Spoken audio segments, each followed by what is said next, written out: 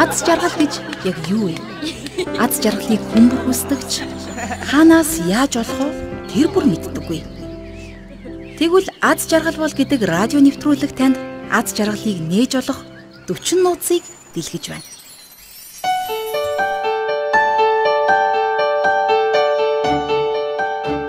Аз жаргалыг олох 25 дахь нууц бол ухаарч амьдрахыг хэлнэ.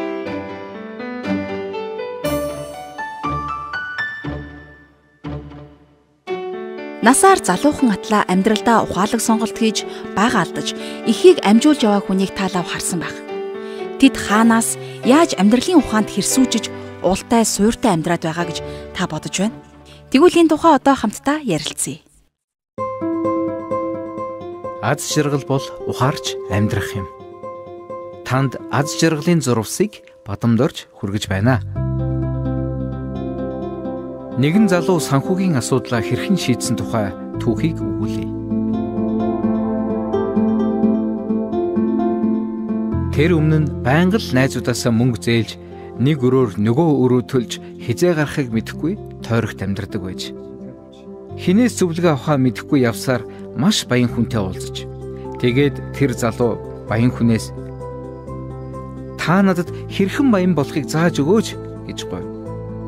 Баян хүн түүнд "Би хүнд үнэгүй зөвлөгөө өгдөггүй. Хэрв чи үнэхээр миний хэрхэн баяжсан нууцыг мэдмээр байгаа бол надад $1000 төлөх ёстой" гэж гин. Энэ нь тэр залуугийн 3 сар хөдөлмөрлөж байж болох ажлын хөлс байлаа. Залуу дотроо бодож "За яах вэ? Би 3 сарын дараа тань дээр заавал эргэж ирнэ. Тэр үед та надад $1 сая зөвлөгөө өгнө биз?" Инээмсэглээд залуу явлаа.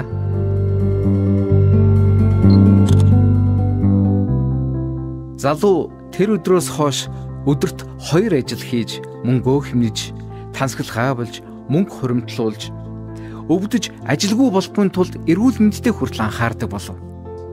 Тэрч бүхэл залуу зурагт үзэж цагаа баралгүй. Яаж мөнгө олж болох талаар өдөр шөнөгүй бодож, өглөө эрцэрж, орой унтаж, амьдралдаа нэлээд их өөрчлөлт гаргав. Тэгээд 3 сар ч боллоо. Мөнгө аваад нөгөө баян хүн дээр очлоо. Тэгээд явах замдаа залуу бодлоо. Би энийх мөнгийг олох гэж ямар их ажиллалаа. Энэ мөнгөө би хэдхэн минутын зөвлөгөө авахар өгч байхаар шинэ бизнес эхлүүлдэг юм билүү. Тэгвэл жилийн дотор овоо гайгүй мөнгөтэй болно доо. За яах вэ? Ямар тач нөгөөх баян хүнтэйгээ уулзъя даа гэж бодсоор баяныг очлоо. Баян хүн түүнийг эргэж ирнэ гэж бодоогүй байсан тул ирсэнд нь ихэд гайхаж түүнээс "Чи байнга л үртэй амьдардаг байсан биш үлээ? Чи яаж 3 сарын дотор энийх мөнгийг олж чадваа? Бас л зээлж гисэн үү?" гэж асууж. Гэтэл нөгөөх залуу өнгөрсөн 3 сарын дотор хэрхэн ажиллаж, зарим буруу зуршлуудаасаа хэрхэн салж, цагаа зөв зүйлд зориулж, мөн эрүүл мэндэд хэрхэн анхаарч байгаагаа хэлж, мөн өөрт нь өгөх гэж байгаа $1000 юу хийж болох талаарх бизнес санаагач хүртэл тэр баян хүнд хэлжээ. Баян хүн сонсож хэсэг дуугүй сууснаа төрөвчөө гархан түүнд $1000 өгөв.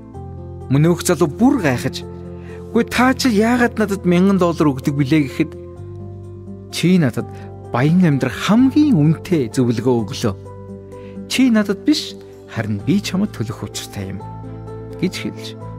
Залуу баярлан мөнгийг нь аваад гэртээ хачин их аз жаргалтай өмнөхөөс өөр хүн болж гэртээ ирсэн юм.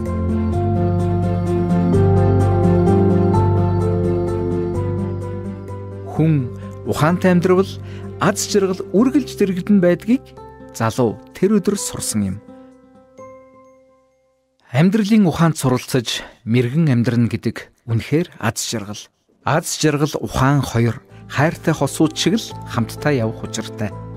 Харин ухаан гэдэг нэг шөнийн дотор л урагчдаг мөг шиг биш юм. Он цагийн уртад арчилж, тордож, хамгаалж байж ургах том мод шиг ухаан бол цаг хугацааны бүтээл юм. Тийм ээ, аз жаргал бол ухаарч амьдрах юм. Аз жаргал бол ухаарч амьдрах юм.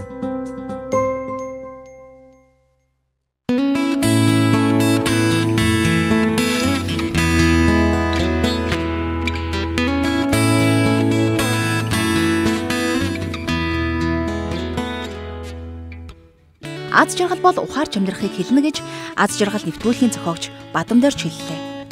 Түүний хэлснээр аль болох эртхэн амьдралын ухаанд сурж, хэрсүүжиж, зөв хүмүүсийн хүрээлэлд орж амьдрахыг эрхэн болговол та аз жаргалтай амьдрна. Сонсогчдаа аз жаргал бол нэвтрүүлгийг сонсож байна. Дараагийн дугаар хүртэл өнөөдөр сонссон аз жаргалын зарчмаа амьдралдаа хэрэгжүүлээд үзээрэй. Танд аз жаргал хүсье. Аз жаргалын зурвасыг танд хүргэсэн Бадамдорж, найруулагч Ламажов, редактор Баясгалан. Аз жаргал бол нэвтрүүлгийг Гэр бүлийн радиод бүтээв.